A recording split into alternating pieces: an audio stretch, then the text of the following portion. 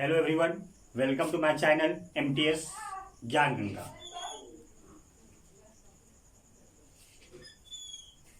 सबसे पहले हमें खेद है कि कुछ सप्ताह से हम जो अपना चैनल एमटीएस ज्ञान गंगा है उसमें वीडियो अपलोड नहीं हो पा रहा था। ये मेरे कुछ पर्सनल हेल्थ इशू के कारण ऐसा हो पाया, जिसके कारण हम लोग वीडियो अपलोड नहीं कर पाए। इसके लिए हम क्षमा चाहेंगे।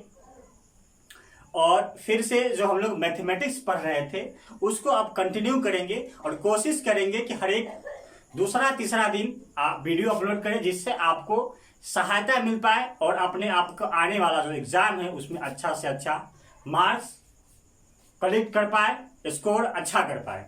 चलिए उसी क्रम को आगे बढ़ाते हुए मैं एक चैप्टर बीजगणित यानी कि अलजेब्रा उसके बारे में बात करेंगे। ये जो अलजेब्रा है इसको समझने के लिए ये जो चैप्टर जो है ना अलजेब्रा, इसको अचानक इस चैप्टर के बारे में बात करने का एक उद्देश्य है कि ये जो चैप्टर है वो एक डिमांडिंग चैप्टर है, डिमांड किया गया है। इसके वजह से हम लोग ये आज अलजेब्रा के बारे में बात करेंगे।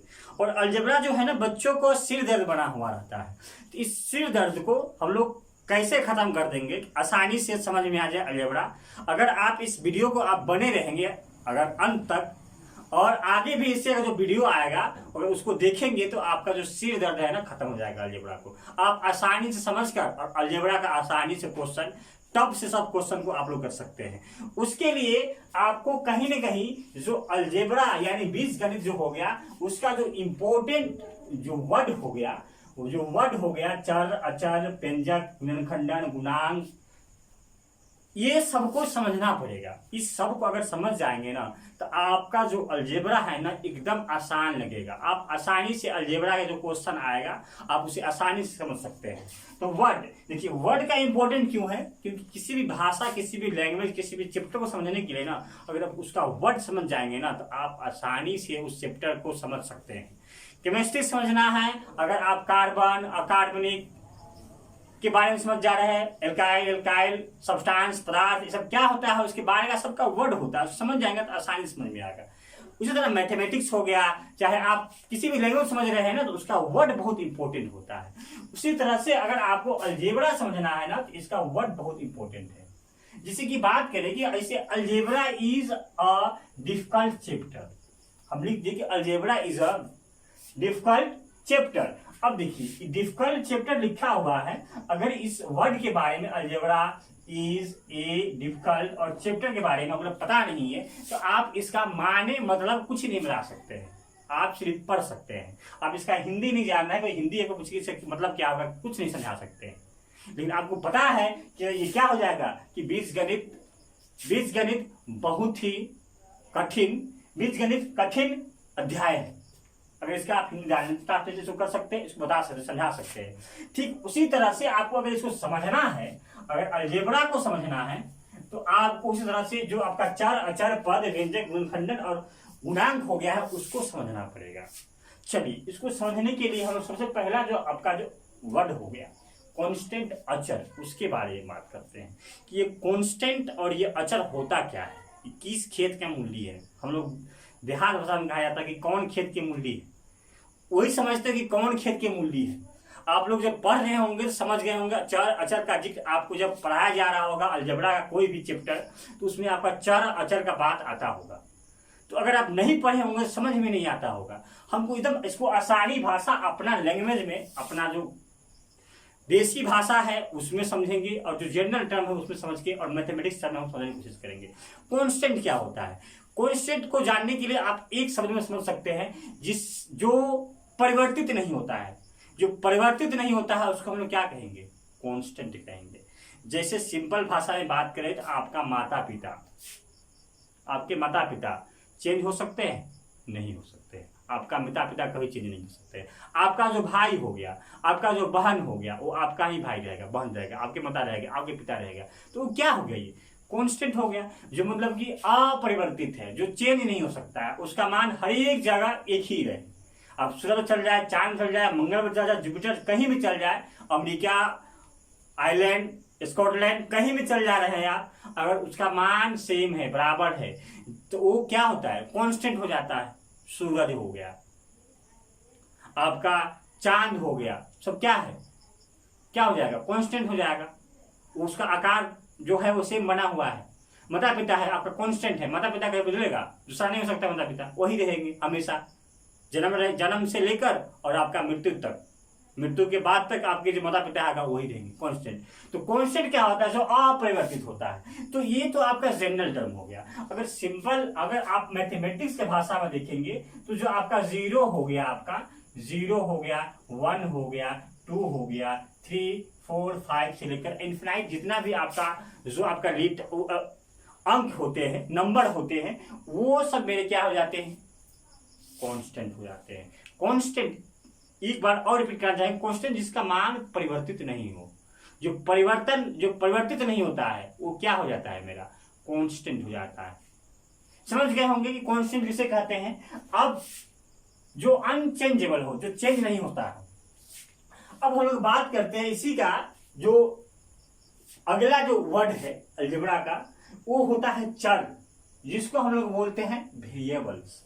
और जो इंग्लिश का स्टूडेंट है उसको आसानी समझ में आता है वेरिएबल, मतलब जो वेरी करता है, अलग अलग बदलते जाता है, उसको हम लोग क्या कहते हैं, जो चेंज हो जाता है उसको क्या कहेंगे हम लोग, अचर कहेंगे। देखिए अचर समझने के लिए आप सिंपल सा याद कर सकते हैं कि आपका जो आप पढ़ रहे हैं, जो आपका शिक्षक हो गए, टीचर हो गए, आपके जो मास्टर साहब हो गए, वो कहीं ना कहीं बदलते रहेगा। आज दूसरा मास्टर लगे पढ़ रहे हैं, आज आज आज किसी और के पास पढ़ रहे हैं, कल और किसी और टीचर के पास पढ़ेंगे। तो ये क्या हो गया, आपका अचर हो गया, बदलते रहेगा। कल दूसरा टीचर लगे पढ़ेंगे, आप अभी 8वां में है, दूसरे टीचर के पास पढ़ रहे हैं, 10th हो जाएंगे अलग टीचर, 12th हो जाएंगे अलग टीचर, ग्रेजुएशन हो जाएंगे अलग टीचर, स्पोकन के लिए जाएंगे अलग टीचर। तो कहीं ना कहीं ये वैरी कर रहा है, चेंज हो रहा है। तो जो चेंज होगा ना, चेंज होगा, उसको हम लोग क्या कहेंगे, वेरिएबल होता है। अब चेंज जो होता है ना, बड़ा दिक्कत करता है। किसी भी चीज का अगर परिवर्तन हो, चेंज करे तो बड़ा, जैसे कि मौसम परिवर्तन देखिए, अभी चल रहा था, अभी क्या ठंडी चल रहा था, जैसे ही ठंडी से गर्मी आ गया, बरसात हो रहा है, बड़ा परेशानी होता है, सर्दी खांसी बुखार सबको पकड़ लेता है। अभी मौसम चल रहा होगा सर्दी खांसी बुखार का। तो ये चेंज होना जो है ना, इंसान को बड़ा तकलीफ देता है।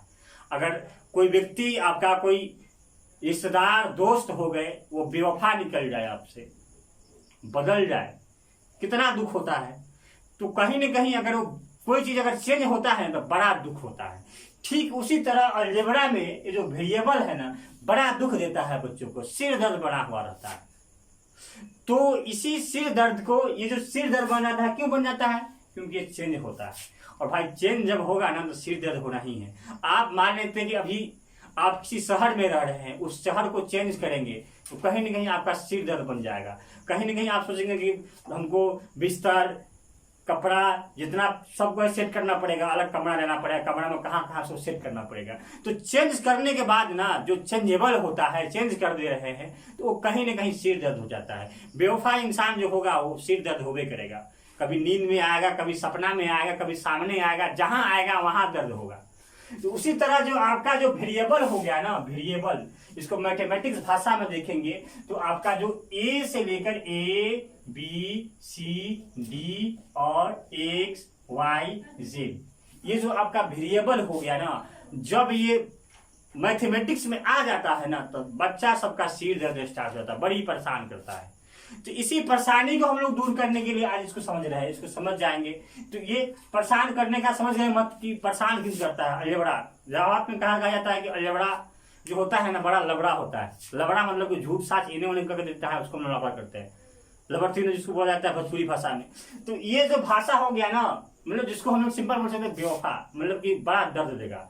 कभी एक्स का मान, कभी एक्स है, कभी एक्स का मान आपका 1 हो गया, कभी एक्स का मान आपका 7 हो गया, कभी 8 हो गया, कभी एक्स का मान आपका 2 हो गया। ये बदलते रहता है, जिससे कारण क्या होता है, आपको दिक्कत होता है। तो कहीं ना कहीं अगर ये जो परिवर्तन होता है, इसके बारे में अगर बार बार हम लोग डिस्कशन करेंगे, जान जाएंगे, तो ये आपको दिक्कत नहीं देने वाला है। तो आप समझ गए होंगे वेरिएबल किसे कहेंगे, जो आपका बदलता है। जैसे आपका उम्र हो गया, आपका हाथ हो गया, नाक हो गया, आंख हो गया, सब क्या होगा, बदलते रहेगा। जैसे जैसे आपका उम्र बढ़ेगा, जैसे जैसे हाथ बड़का चुन होगा, सर बड़का चुन होगा, बदल जाएगा, चेंजेबल होगा। ये आप सबका क्या हो गया, वेरिएबल हो गया, चर हो गया। उससे तो ABCD क्या हो जाता है मेरा, चर हो जाता है। तो उम्मीद करते हैं कि जो आपका ये चर हो गया और अचर हो गया, इसको आप लोग समझ गए होंगे। अब देखिए, जो हम लोग जो चर से पढ़ते हैं ना, चर से, उसको हम लोग क्या कहते हैं, अंक गणित कहते हैं, अर्थमेटिक बोलते हैं उसको, अंक गणित, अंक गणित। जो आपका 1 2 जोड़ घटाव गुणा भाग, सिर्फ अंक के बात किया जाए, उसको हम लोग अंक गणित बोलते हैं। और अंक और ये जो आपका अक्षर हो गया, लेटर हो गया, जो आपका लेटर हो गया, ये दोनों को अगर मिला देंगे, सिंपल सा बात करें, अगर हम लोग अचर और चर को मिला देंगे तो आपका क्या हो जाएगा, बीजगणित। और आपका क्या हो जाएगा, बीजगणित। अगर अंक की बात होगा तो अंक गणित, और आपका वेरिएबल और कांस्टेंट दोनों मिल जाएगा तो क्या हो जाएगा, बीजगणित। तो आप बीजगणित को समझ गए होंगे कि बीजगणित किसको कहते हैं, जिसमें अंक और लेटर दोनों आ जाएगा, वो मेरा क्या हो जाएगा, बीजगणित हो जाएगा। चलिए इसका और जो अगला पद है आपका, पद, टर्म किसको कहते हैं, पोस्ट किसको कहते हैं, उसको समझने से पहले थोड़ा सा हम लोग ये एक्सप्रेशन पे बात करते हैं। एक्सप्रेशन यानी व्यंजक होता क्या है, एक्सप्रेशन, एक्सप्रेशन यानी कि व्यंजक, एक्सप्रेशन यानी कि व्यंजक। एक्सप्रेशन को अगर ये यहाँ मैथ के अकॉर्डिंग जिस चैप्टर को पढ़ रहे हैं उसके अकॉर्डिंग थोड़ा समझाने की बात किया जाए ना, एक्सप्रेशन को हम लोग 2 पार्ट में इसको बांट सकते हैं, 2 अलग अलग कर सकते हैं। एक मेरा हो जाएगा न्यूमेरिक, न्यूमेरिक यानी कि नंबर, न्यूमेरिक एक्सप्रेशन, और एक मेरा हो जाएगा अलजेब्रिक एक्सप्रेशन, अलजेब्रिक एक्सप्रेशन। इसको बोल सकते हैं हम लोग सांख्यिक व्यंजक। इसको हम लोग बोल सकते हैं बीजीय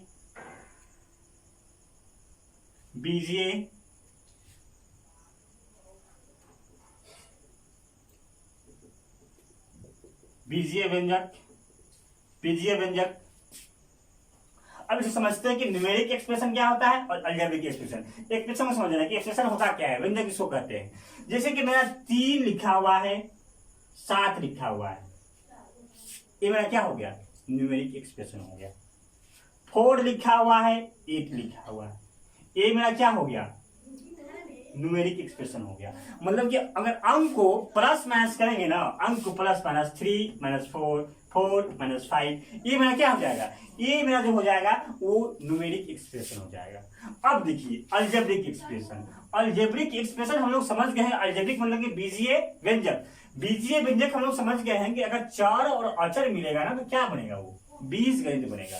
तो कहीं ना कहीं चर और अचर मिलकर जो एक्सप्रेशन आएगा उसको हम लोग क्या कहें, बीजीय एक्सप्रेशन। जैसे कि 2x प्लस 3, 3b प्लस 4, ये मेरा क्या हो गया, एक्सप्रेशन हो गया। 2x स्क्वायर प्लस 5, ये मेरा क्या हो गया, एक्सप्रेशन हो गया। तो उम्मीद करते हैं कि जो एक्सप्रेशन जो होता है ना उसको आप लोग समझ गए होंगे कि एक्सप्रेशन कहते किसको है, न्यूमेरिक एक्सप्रेशन किसको कहेंगे और अलजेब्रिक यानी बीजीय एक्सप्रेशन व्यंजक किसको कहेंगे। थोड़ा सा हिंदी में कमजोर है, उस पर थोड़ा सा ध्यान दीजिएगा। बीजीय व्यंजक, तो ये जो एक्सप्रेशन हो गया इसको हम लोग व्यंजक कहेंगे। अब इसी व्यंजक में जो है ना, इसी व्यंजक में हम लोग पद के बारे में जानेंगे, टर्म्स के बारे में। ये टर्म्स क्या होता है, टर्म्स मतलब कि पद। जैसे कि यहां बात करेंगे तो इसमें 1 पद, ये 2 पद हो गया। जैसे इसमें बात करेंगे मेरा, यहां तो जो पद है ना वो जुड़ जाएगा आपस में, क्योंकि दोनों न्यूमेरिक है, जुड़ जाएगा, 1 पद ही आ जाएगा। लेकिन यहां जो न्यूमेरिक में होगा वो नहीं जुटेगा। तो यहां जो होगा ये 1 हो गया, यहां 1 हो गया, 1 क्या हो गया, 1 और ये 2 हो गया, ये 2 पद हो गया। इसमें अगर हम लोग एक और ऐड कर दें तो ये मेरा क्या हो गया, 1 2 3, इससे मेरा कितना पद हो गया, 3 पद हो गया। इसमें अगर हम लोग 2x square 5x 377 z plus a, ये मेरा क्या हो गया, 4 4 पद हो गया। पद समझ गए होंगे। एक्सप्रेशन मेरा क्या होता है, अचर क्या होता है, चर क्या होता है, टर्म्स क्या होता है और व्यंजक क्या होता है, ये सब के बारे में आप लोग समझ गए होंगे। अब हम लोग आगे चलते हैं। एक्सप्रेशन समझ गए। एक्सप्रेशन जो होता है जैसे किसी चीज का हाव भाव बताता है, देखिए उसका एक्सप्रेशन बड़ी खराब है, जैसे कि मुंह लटका लिया इसे, देख उसका एक्सप्रेशन पता चलता है। भाव व्यक्ति के भाव के बारे में बताता है एक्सप्रेशन। तो उसी तरह जो मैथ के बारे में बताया ना, 2x हो गया प्लस 3 हो गया, ये सब क्या हो गया, इसका एक्सप्रेशन हो गया। व्यंजक इसको बोलते हैं हम लोग, मैथमेटिक्स टर्म में इसको बोलते हैं। तो ये आपका जो हो गया ना, ये व्यंजक हो गया। अब हम लोग जो आगे समझेंगे, जो आगे हम लोग समझेंगे, जो आगे हम लोग समझेंगे, वो आगे हम लोग समझते हैं किसके बारे में, गुणन खंडन के बारे में। ये फैक्टर क्या होता है, फैक्टर आप लोग सुने होंगे, फैक्टराइजेशन, गुणन खंड, फैक्टर क्या होता है। जैसे कि हम लोग कोई भी अलजेब्रिक जो आपका बीजीय एक्सप्रेशन हो गया उसको हम लोग ले लेते हैं 2xy प्लस 2, यहां पे ट्रिक्स ले लेते हैं, इसको हम लोग 2x प्लस y लिखते हैं। इसमें हमको चेक करना है क्या क्या ऐसा फैक्टर है, ऐसा क्या क्या गुणनखंडन है। तो 2 इंटू एक्स इंटू वाई, ये क्या हो गया, 2x प्लस वाई का क्या हो गया, फैक्टर हो गया।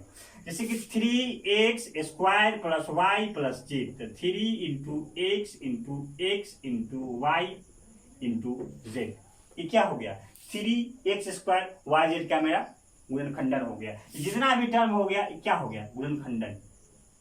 गुणनखंडन आप इस भाषा में समझ सकते हैं, गुणन मतलब गुना, खंड मतलब अलग अलग, मतलब उसको अलग अलग कर देंगे। किसी भी अलजेब्रिक अगर दिया हुआ है उसमें चर और अचर दिया हुआ है, उसको अलग अलग कर देंगे तो वो मेरा क्या हो जाएगा, गुणन खंडन हो जाएगा। जैसे यहाँ पर 2x लिखा हुआ है, 2x लिखा हुआ है, तो इसको 2 इंटू एक्स कर दिए, ये क्या हो गया मेरा, 2 इसका गुणनखंडन हो गया और x इसका गुणनखंडन हो गया, इसका 2x का गुणनखंडन हो गया।